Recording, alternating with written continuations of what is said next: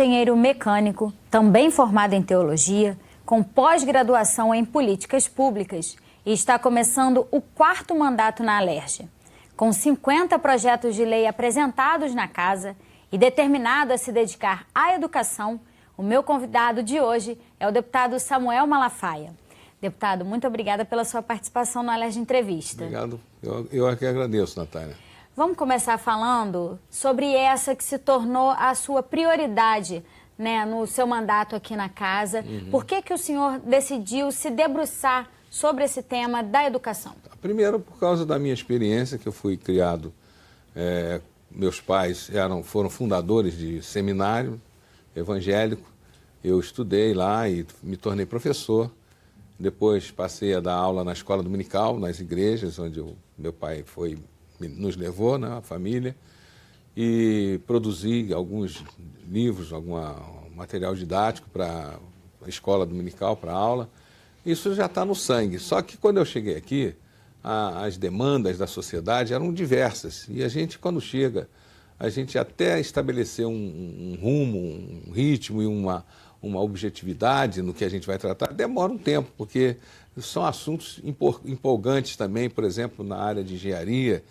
E então, depois de passado um tempo e a gente começou a ver as necessidades que tem o nosso país e o Estado do Rio de Janeiro de formar bem as crianças, os jovens, adolescentes, então eu resolvi, nesse mandato, me dedicar mais a projetos de educação e acompanhar isso com mais proximidade.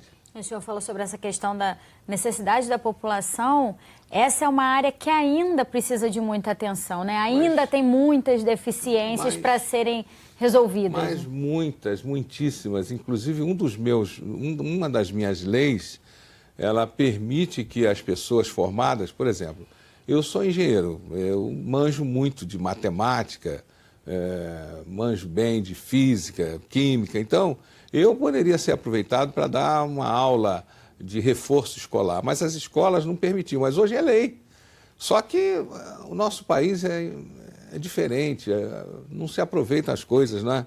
Não se divulgam. E às vezes existe até uma carência de professores em determinadas áreas, né? Porque de repente não tem tantos profissionais com licenciatura naquela disciplina específica, né? Mas e profissionais poderiam ajudar. Uma pessoa formada em química, mas que está trabalhando, um engenheiro químico, vamos dizer assim, está trabalhando na indústria farmacêutica. Tem um filho, às vezes, que está bem, estuda bem, está tudo bem, mas às vezes a pessoa tem vontade de colaborar nessa área. E não podia, agora pode. As escolas podem permitir que haja um tempo em que os alunos que têm deficiência em alguma matéria recebam instrução de alguém que entenda daquela área especificamente. Deputado, tem um projeto do senhor tramitando aqui na casa, foi aprovado recentemente no plenário, que destina pelo menos 20%, né, das vagas de estágio nos 3 poderes, né, executivo, legislativo e judiciário no Estado, para alunos de escolas públicas. Que benefícios essa medida pode trazer para esses alunos, até para inserção, né, dessas pessoas no mercado de trabalho? É muito grande, porque a escola pública não é legal. Alguém fala aí, no meu tempo a escola pública era muito boa, mas esse tempo aí é 50 anos, porque eu, há 20 anos atrás, morei em São Paulo. Trabalhava numa empresa multinacional, bacana, minha família estava bem, de repente eu perdi o emprego. Meus filhos estudavam numa escola de freiras, de padres, de freiras, tipo Santo Agostinho, com menos qualificação, mas uma boa escola. E eu tive que colocá-los, porque não tinha mais dinheiro para pagar, na escola pública. Foi um desastre. Falta de aula, ambiente horrível, sabe? Uma falta de tudo. Então, essas crianças que precisam de estudar, mas o pai não tem como financiar uma escola paga, vão para a escola pública e depois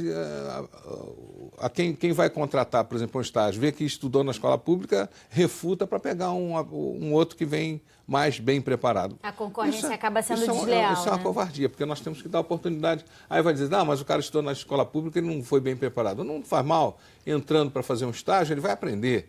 O estágio, a pessoa não vai produzir, vai aprender. E quem sabe ele ali melhore o seu nível, né, de profissionalidade, o seu nível de cultura e sai ali um profissional mais bem preparado para trabalhar.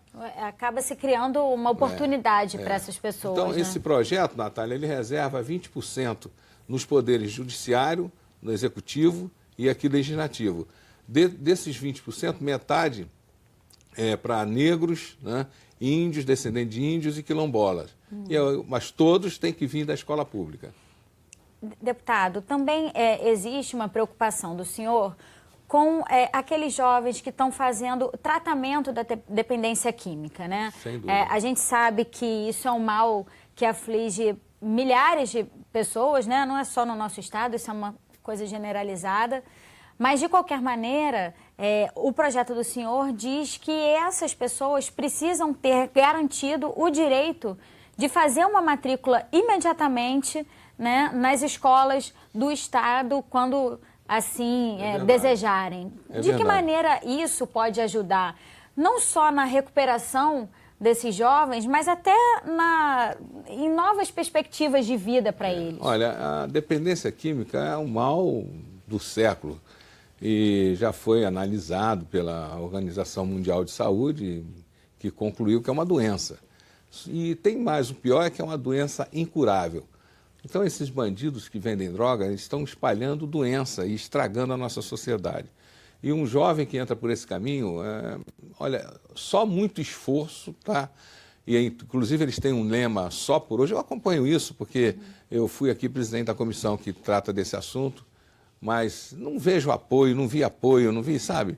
E aí eu fui fazer outras coisas, mas eu já trabalhei aqui na casa e na igreja também acompanhando jovens adictos. O governo não dá nenhum apoio. E a pessoa, ela fica com aquela reincidência provável muito forte.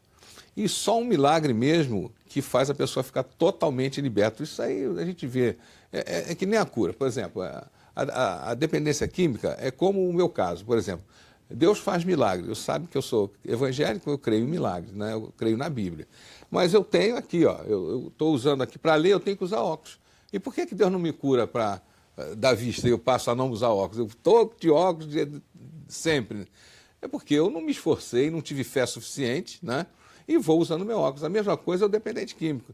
Ele não é curado. Se ele tiver muita fé, encontrar um ambiente positivo, pode se curar. Mas normalmente ele não é curado, ele tem que ter um remédio. Esse remédio é um centro de tratamento. Hoje existe uma possibilidade de hospital-dia, em que a pessoa recebe um choque lá de responsabilidade, de motivação para a vida, de reconhecimento da família, de amor ao próximo, e depois ele fica livre, mas volta esporadicamente, 2, 3 vezes por semana. E aí acaba caindo em tentação nesse período. Bom, muitas vezes. Muitas vezes. Tanto é que eu falei, eles têm aquele lema, só por hoje. Eles, se passar um dia e não usarem drogas, está tudo legal. Não estão se incomodando com o próximo dia, que eu vou ficar curado 3, 4 anos. Então é um assunto que o governo deveria dar assim, uma prioridade total. Mas eu não entendo como é que o nosso governo, do Estado, do município e o nosso país, ele não se incomoda com isso. Você vai para aqui, vai daqui para a Ilha do Governador e ali passa os turistas todos que chegam de avião. Ali em Bom Sucesso, no meio da rua, aquilo ali já tem mais de 4 anos. Aqueles jovens se drogam. Uma vergonha, um negócio... As pessoas parecem malucos, parecem que vieram do inferno. E é uma situação muito degradante. Tal a mudança, né, que faz na pessoa. Então, a ideia é que o jovem, podendo se matricular numa escola, ele possa, então, ter um diferencial para colocar a mente. Porque senão ele vai voltar, aí vai alimentar o bandido que vende e vai fazer mal, vai roubar em casa, né, ou assaltar na rua para poder ter a droga. E a pessoa instruída, educada, tem mais perspectiva, a educação, né? Tem mais chance, tem mais visão de mundo, né? Para buscar outras coisas. Eu só estou aqui porque, graças a Deus, recebi boa educação dos meus pais, me interessei, estudei, senão eu não estaria aqui. Sem a educação, tá bom. Eu não quero dizer que as profissões sejam uma que não é boa, mas vem cá, tem dependendo do nível de educação, a pessoa galga posições melhores. Aqui está o pessoal trabalhando na TV. Se não tivesse estudado, ia trabalhar aqui na TV, né? O governo, se quer melhorar, tem que melhorar os currículos das escolas e melhorar a participação dos jovens na aprendizagem e na educação. É importante também que se diga que esses jovens em tratamento de dependência química, diferente de jovens de famílias com recursos, né, que podem ficar numa clínica com toda a estrutura, com uma dedicação maior, muitas vezes esses jovens não têm esse espaço para se tratar. Então, todo o esforço que pode ser feito, né, para tentar mudar a vida dessas pessoas é importante. Você abordou uma particularidade muito, muito importante que faz diferença. Alguns pais podem pagar, por exemplo, uma diária nos centros de recuperação de top, de nível, uma diária, um dia lá custa quase R$1.000. Então, quem tem um plano de saúde, desses melhores, pode. Agora, às vezes, o plano de saúde que a pessoa tem também nem dá para isso. E para onde vai esse povo todo? Há necessidade de se organizar. A maioria não tem condições. Não tem condições e fica nesse sistema, acaba morrendo cedo, né? Às vezes um jovem com uma cabeça boa, que poderia ser aproveitada por uma profissão, poderia ser útil à sociedade, a gente perde. E se perdesse só, com licença do mau pensamento, mas se perdesse só esse jovem, era uma perda. Mas só que eles fazem outros perderem, porque eles roubam, eles são levados, eles ficam loucos, né? E as próprias famílias sofrem Eu já vi muito, né? jovem assim, totalmente fora, querendo bater no pai, querendo espancar a mãe, e depois ele fica bonzinho. Ah, me perdoe, mamãe, eu não vi, o que eu fiz? Esqueceu, porque a droga mexeu no cérebro. Totalmente fora de controle, né? É, verdade. Deputado, só para a gente encerrar esse bloco, uma outra preocupação do senhor diz respeito à merenda escolar, né, que a gente sabe que enfrenta uma série de problemas, em alguns lugares há períodos de falta de merenda ou da qualidade da merenda não ser adequada. E o senhor tem uma proposta para garantir que pelo menos 10% da merenda escolar seja composta por alimentos orgânicos, né? É verdade, porque a gente vê aí uma incidência nos últimos anos de câncer muito grande. Isso tem a ver com a poluição, tem a ver também com a alimentação. Porque a alimentação, o nosso país, infelizmente, ele não cuida bem da sua infraestrutura. Então, os alimentos são produzidos, então, para produzir, o cara faz a chantagem de colocar mais defensivo, mais agrotóxico, né, do que o que poderia ser permitido pela lei. E a gente não vê nada disso. E a gente também não recebeu aquela instrução, não colou. A gente pega um tomate na geladeira e come ele sem lavar, e assim vai na alface, vai na cenoura, etc. E o produto orgânico é o produto que é produzido quase que, pode dizer assim, no fundo de quintal, né? Ele não leva agrotóxico, é bem cuidado e não faz mal. Então, para a criança e para incentivar a produção desses produtos no nosso estado, que o nosso estado tem capacidade, né? Você começa... Mas esses pequenos produtores precisam de incentivo, né? Se não tiver, ele pode produzir, mas se não tiver o mercado, a demanda não funciona. Então, a lei, o objetivo é isso, melhorar a qualidade da alimentação das crianças e dar oportunidade para que se expanda o mercado. Isso significa desenvolvimento, né, econômico da onde a gente vive. Deputado, a gente precisa fazer um pequeno intervalo, mas volta falando sobre esse assunto no próximo bloco. É só um minutinho, não saia daí.